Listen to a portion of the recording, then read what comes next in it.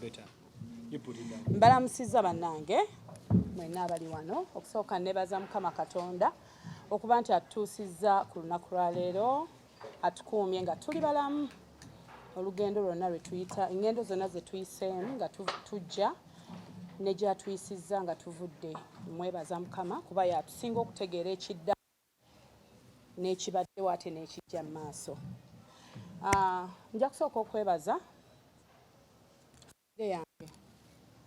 teriiwo wano naye nja gyebaza yeebale kunkuuma kubanga ndi bwe abamu weeba abalala tebaliiwo ng'ekulemberwa Chika Troop ne New Eagles abataliiwo abamu naye ng'era kinakigenderedde obutabeerawo kubanga emirimu gye badde bakola emirala badde so ate bagattako ne gino. Ne neebaza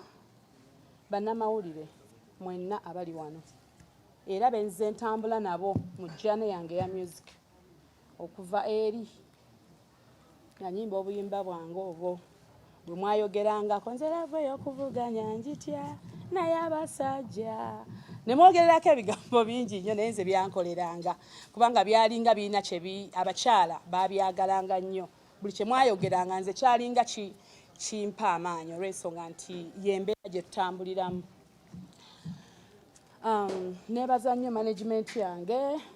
nebaza abaami abali wano n'abakyala bizonto mwebale kubeerawo ku mukolo guno.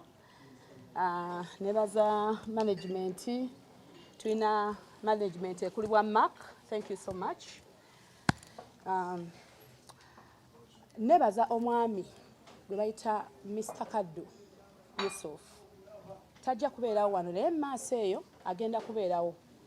nga sinagenda wala nnyo omwami ono ya recommendingibwa omwami Lutaaya omwami Kaddu Yusuf n'amurecommendinga okubanga mu jjana eno gye ŋŋenda agenda kumpushinga era twatuuka we tutuuse paka kugenda mu Afrima naki so eyo jjana mba ndaba nti we tutuuse si wabi tutambula. Ne neebaza aba video abakutte video eno African Woman Norton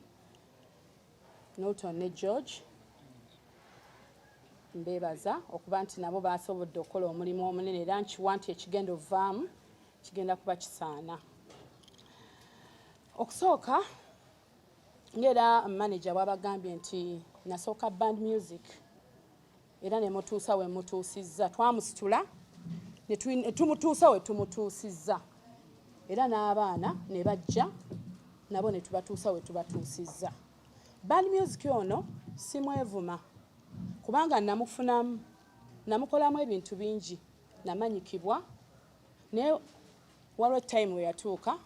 nga band music aseebengeredde go ge mazima ng'oleeta ennyimba n'oluleeta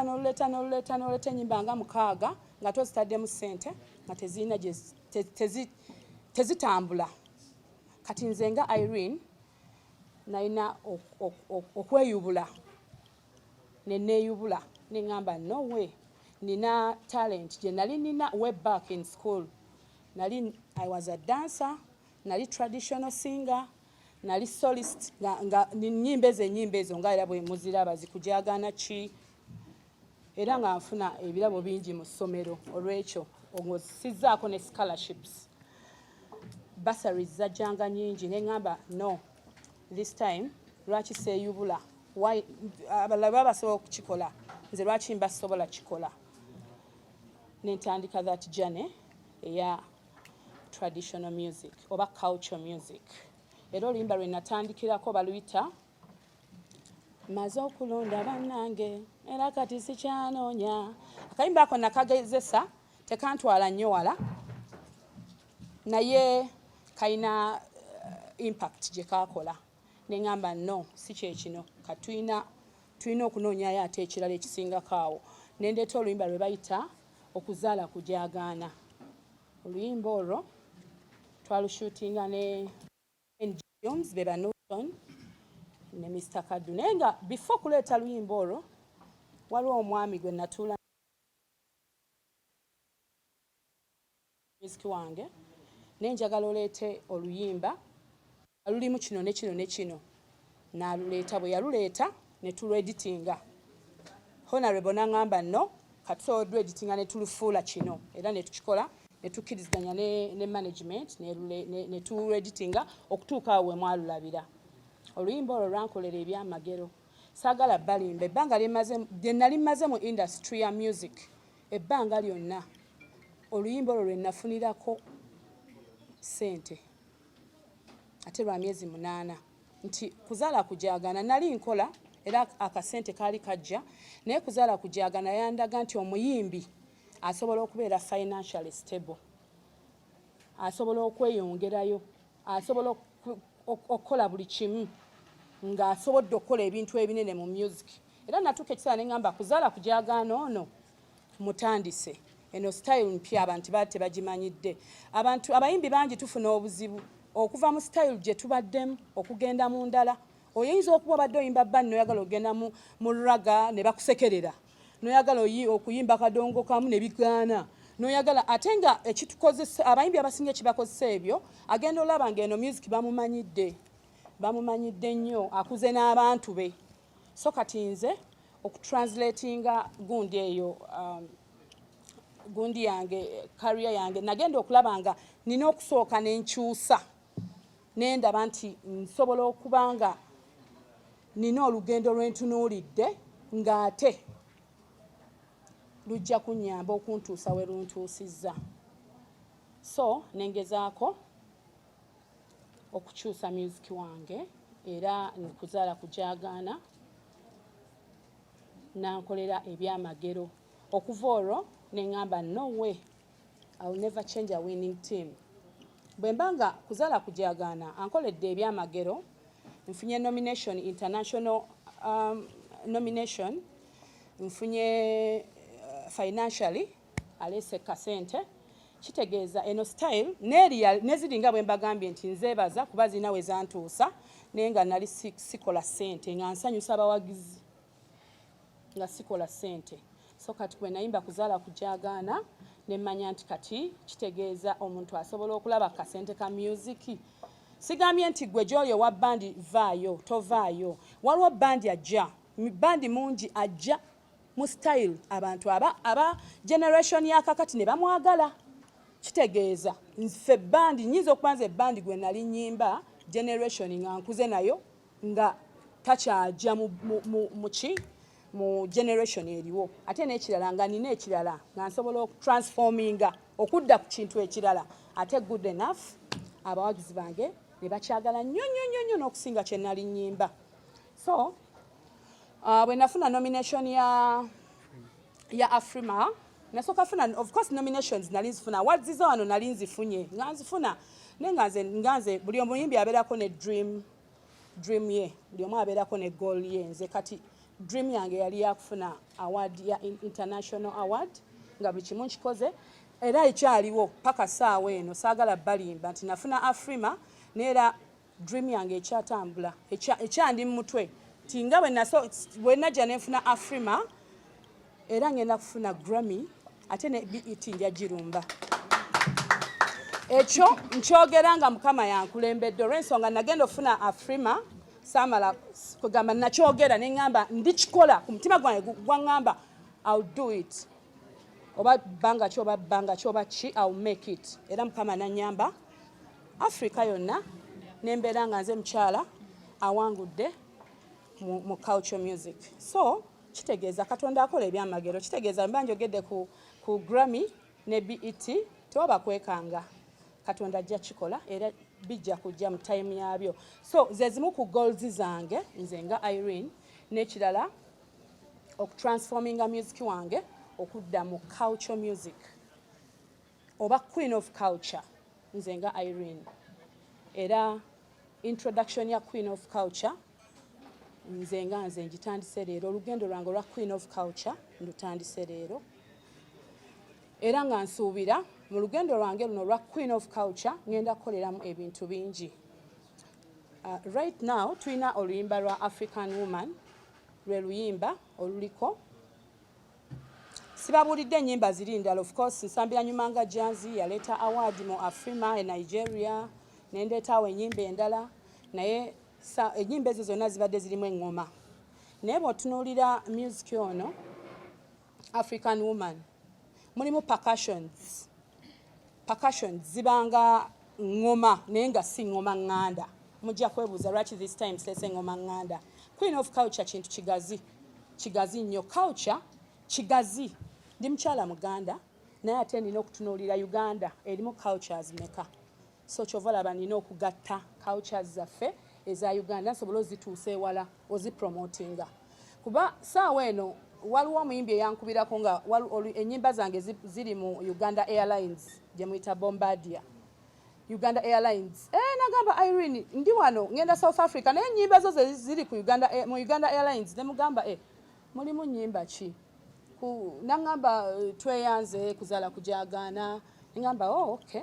yes nenkitwala bwento nenkubira tiimu yange ne bagamba ekyo tujja kikolako mu maaso eyo naye byonna nasooka kusanyuka olw'ensonga nti baakiraba nga kiri wathi okubanga music wange playinga mu nnyonyi mu Uganda Airlines kitegeeza promotinga culture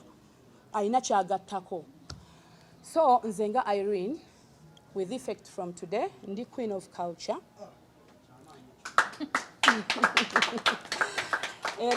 era mbasaba mwe bannayuganda mujjane yange eno nga bwe nagitandika era saaba introducingira ŋŋoma nga ntandika naye ate bwe nagireeta mwanyumirwa so eŋŋoma eyo nkyagirimu naye ŋŋenda kuba ŋŋoma nga yabika ate ngyongeddeyo nnyo ku level ndala kuba nze ndi virgin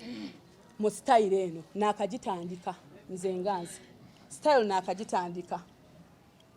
style naakagikubako ennyimba nnya kitegeeza nina ojjongera n'engituusa wala era mu byonna sijja butayogera ku maama Nandujja nasangawo eŋŋoma maama Nandujja yakuba eŋŋoma naye yazikuba bulungi nazaagala yakuba bulungi era yeebale tuteerawo omutindo ne tusobola naffe okuba ntikola ki tutandikirako era omwana yenna yagadde okutandika eŋŋoma it's okay it's fine atandike eŋŋoma agikole mukama bw'aba amuyambye ejjamuwa ebyamagero nganze bwe yampa ebyamagero kubanze nali mmanyi international awards ezo si zaffe omanyi ababandi twenafu yatweteekamu tulina bwe tweteeka eno tulowooza nti waliwo ebitasoboka naye nze mbagambye mmwe bannanga ababbandi buli kimu kisoboka osobola okukola eki n'oluyimba lwoyinza oluleeta mu bandi n'olusengeka ne lujja ku generation eriwo ne lunyumirwa abantu tebalunyumirwa ate ne balufunamu n'olufunamu era ne bakunominatinga so ababandi abayimba band music bannange temwemalamu maanyi nze ndowooza it depends on the way you bring out your song buli lwoluleeta oluyimba nga lulungi olusengese ndowooza abantu bajja dunyumirwa nenze nga Irene Namatovu mbaaniriza mbasaba tutambulire wamu mu lugendo lwange luno olwa Queen of Culture era kyembasaba bannange bannayuganda nammwe abali wano mbasaba obuwagizi obwa Queen of Culture Irene Namatovu naye nga ye Queen of Culture omupya era nga oluyimba project gye nnina gye nabaleetedde bagita African Woman kati ye project gye tuli mu kupushinga African Woman ono sijja mu elaboratinga nnyo mulimu ebintu bingi nti omukyala yenna mukimanyi bulungi nnyo nti essanyu litandikira waka omukyala yenna okubeera happy oba omwana yenna okubeera musanyufu bazadde balina okubeera nga basanyufu kakati abazadde bwe baba nga balina domestic violence tunaasanyuka tutya omwana ananyumirwa atya obulamu nze mbadde mu bufumbo for a long time mbimanyi ebibeerawo nti families zonna ezisinga ndowooza nja kugamba 80% abakyala ate omukyala omutegeevu tayogera bizibu bye mu public nti omukyala yenna abakyala baba n'ebizibu era bw'otunuulira oluyimba luno African Woman lulina ebigambo bingi ebiyogera ku mukyala byogera ku mukyala omukyala omugumu omukyala omuwanguzi omukyala ayita mu bizibu ebingi naye n'amaliriza ng'awangudde So abakyala mwenna mu bizibu byonna bye muyitamu temubifuula tebibafuga like tebirina kubeera strong tebirina bafuga tebirina kubasinza maanyi. You should be stronger than your problems. Ladies, please. Buli lwolaba embeera ng'egaanye girwanyise. Manyi nti nno abakyala abasinga wano mu Uganda ne mu nsi endala tubalabiddeko bingi, ba Oprah Winfrey, baani n'abaawano bangi nnyo besijja kumentioninga. Tubalabye balina ebintu bye bakola bye twegomba. Kitegeeza abakyala mwenna temukkiriza challenges kuba nafuya kuba puttinga down. Oluyimba luno African Woman lwogera ku mukyala ayise mu bingi naye ate ng'afuuka muwanguzi. Omukyala afuluma wabweru ava mu nju ye ng'anyumye anekedde naye nga munda amanyi kyaliko naye ate nga takyogera ate ng'ali smile eri ku face ye. So ye mukyala nze gwe njagala okulaba. Ate omukyala omuwanguzi, omukyala omukozi, omukyala aw'obuvunaanyizibwa nti ffenna tufeesinga ebizibu bingi naye omukyala olina okubeera strong. Omukyala olina okumanya nti ekizibu tekirina kikusinza maanyi. So oluyimba olwo ndwogeredde nnyo naye ng'ate sirina ddwogera kuba olwedde nabiyimbye buli kye njogera nakiyimbye. African Woman mbadde nsaba tulunyumirwe. Neyanziza neyanzeega. Kulwa Mama Irene Namatovu. Ffe bizonto, the singing fools, ate nga tuli sexually dormant. No doubt. Tuli wano kulwa Mama Irene nga unveiling ekipya African Woman. Bw'okiwulira ng'ate oli mufirika, ng'ate okimanyi mukyala, ng'ataddeko African Woman, nga luyimba, wansi n'ateekayo nti Queen of Culture, ng'ate mumanyi Abafirika tulina culture yaffe ez'enjawulo. Kitegeeza nti kinene ajja kuba atoolangamu katono nga bw'atuwa. Tweyanziza nnyo Mama Irene. Lwaki tuli wano naffe? Tuli wano kubanga ne Mami Irene ali naffe. Ali naffe mu konsati yaffe gye twatuumye ekitambiro mu City. Tugenda kubeera naye ennaku z'omwezi 11 e Lugogo. Multipurpose garden.